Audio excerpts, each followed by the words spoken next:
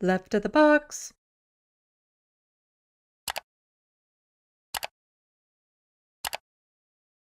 And this is what Doug Ford tweeted out because, he wants to show the people what he puts value on. Every government should be asking itself how it can make people's lives easier and cheaper. Our government is on a mission to do just that. Never stopping our fight against liberal carbon tax. People get a carbon tax rebate that they really seem to like. They get money from that. Bringing wine and beer to convenience and grocery big box stores. Oh, the big box stores, definitely. Does that make our lives easier? To have beer and wine in convenience stores, does that make a life-changing impact on me, somebody who doesn't drink, or anyone else? Like, how does this improve your life whatsoever?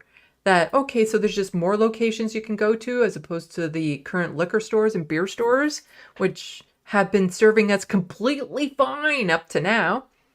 Making driver's license renewals automatic, sort of, but not really. Scrapping the license plate sticker fees and road tolls. You see, that might sound like a good thing.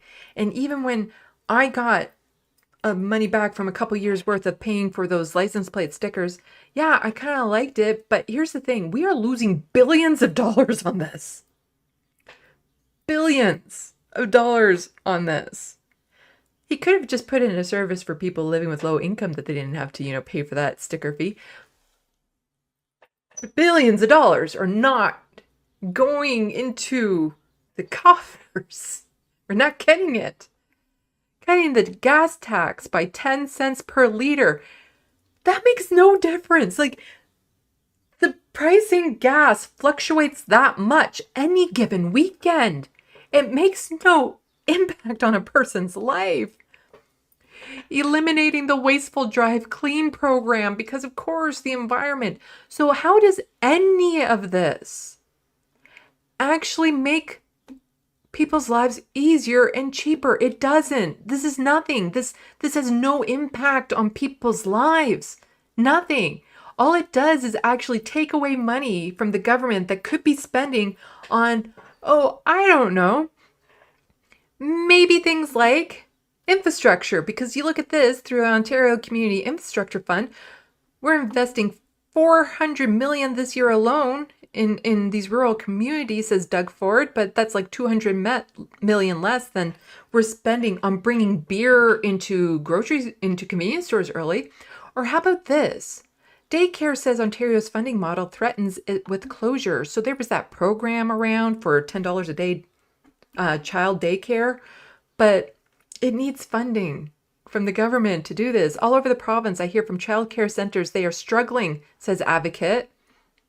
A Toronto daycare that is signed on to national childcare programs is now in such financial difficulties that its board is considering closure, a plight that advocates say reveals flaw in how Ontario funds the system. That's a problem. That's a problem. That's where, some of that $1 billion could be going to. Or how about this? We have reached rock bottom. Serious flooding at a Toronto high school raises concern. This is not in the basement. They had water going down the stairs like it was a waterfall. Take a look at this. A large pool of water covers a stairwell at a Toronto school following Monday's heavy rainfall. Do you actually show it? This isn't the worst of the damage. These images were posted by a local. We have reached rock bottom. It cannot get worse. Butila Carpoche, who was set to speak to a group of grade 10 students when she went into the auditorium issues in the basement or the auditoriums, but did not mention the issues in the basement or the gating the leak over the stairwell, which is currently closed to students, but did not mention the issues in the basement public school repair backlog. Advocacy group Fix Our Schools cites the current backlog at more than $16.8 billion.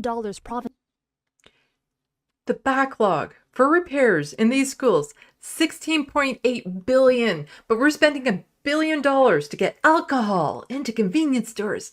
A year early, just 1 year early. And things are only getting worse. Oh, and then there's this Ontario underspending on social services by 3.7 billion, Watchdog. Ministry says FAO's opinions are not representative of actual government spending. The Ontario government has allocated 3.7 billion less than what it needed to fund existing programs and announced commitments in children, community, and social services. The province's financial watchdog said in a report released Wednesday, based on current spending plans outlined in 2024 budget, the Financial Accountability Office of Ontario projects the province is short by 0.7 billion in its budget for Ministry of Children, Community, and Social Services. Also, that's who doles out Ontario disability support spending for 2024-25, which will grow to 1.2 billion by 2025-26 and 1.8 billion 2026-27. And this is why I get so much anxiety having to rely on disability. Or there's this. Against medical expert advice, Ontario is canceling its wastewater surveillance program designed to monitor infectious disease. What could go wrong there? It's not like there's never been an E. coli outbreak in this province costing 12 lives. There absolutely has. When Mike Harris was in power, I believe. Was it? If this government is wasting $1 billion to put beer in convenience stores, surely they can spend less than 1% of that to continue this program, when viruses are in full season. Let's see what he's an NDP MP. Let's see what he has to say. It was announced that Ontario is terminating the wastewater surveillance program designed to monitor infectious diseases. Dr. Thomas Pigott, the Medical Officer of Health and CEO of Peterborough Public Health, responded on X stating, I'm sorry, what's that person's name, Dr. Thomas Pigott? And he's the CEO of a corporation? Sounds about right. Deeply disappointed to learn that funding has been cancelled for the wastewater surveillance program in Ontario. This has been critical, not only for COVID-19, but also for other infectious disease threats such as influenza, RSV, Mpox, polio, and now H5N1 in Ontario. Also keep in mind, Ontario's had its first child die of measles in like a decade because vaccination rates are horrendously down, and now we're not going to be testing wastewater for different types of viruses. So we'll have no idea where the outbreaks are happening and where people with vulnerable who can't take vaccines, where they might be vulnerable, or where the outbreaks are happening and where vaccine rates should probably go up because they're going to get it. Speaker, with a serious gap in the federal government's current ability to test wastewater in Ontario, why would this government abruptly cut this extremely low-cost but highly valuable program? Let me be clear that the program will continue as Canada does water surveillance, and Canada will continue to do that. Ontario is simply getting rid of a duplication. The federal government conducts wastewater surveillance across Canada and is actually moving to expand its sampling processes with additional sites here in Ontario. Speaker, if this government is potentially wasting $1 billion to put beer in corner stores a year earlier than it would have otherwise happened, surely they can spare less than 1% of that to continue this vital public health program. Why would the government ignore medical expert advice and scrap this advanced program? The program is continuing through an expanded option with the federal government. Yeah, because the federal government's so good on that clean drinking water stuff and testing water. Yeah, they're right on the nail with that one. My first year in college was actually for like environmental studies, and it was really interesting when they said, whatever you do, don't drink the local water. And they knew because they could test it. And if that wasn't bad enough, like where else could this money that, we're spending on the booze, or we're not getting because he's cutting all these other places where we would normally get money from? Where else could that be spent? I don't know. More than 70,000 kids in Ontario seeking publicly funded autism supports. Maybe there. Maybe. More than 70,000 children are seeking support through the Ontario Autism Program, but fewer than 15,000 of them are getting funding for core therapies, the province's Financial Accountability Office said in a report Wednesday. The Progressive Conservative government has more than doubled the budget for the Ontario Autism Program, now at $720 million, but that is funding just a few thousand more children for core services than the program under the former Liberal government in 2018. Ontario Autism Coalition President Alina Cameron said the government has somehow doubled the budget and made the program worse. They built something that only serves 1 in 5 kids, and they want the community to celebrate this. When you look at it from our perspective, most children are not getting and receiving the care anytime soon, she said.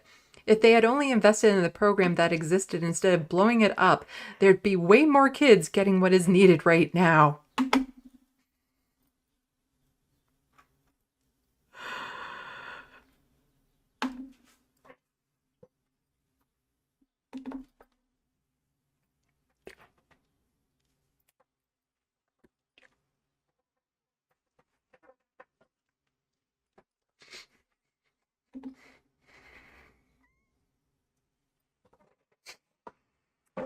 Yeah.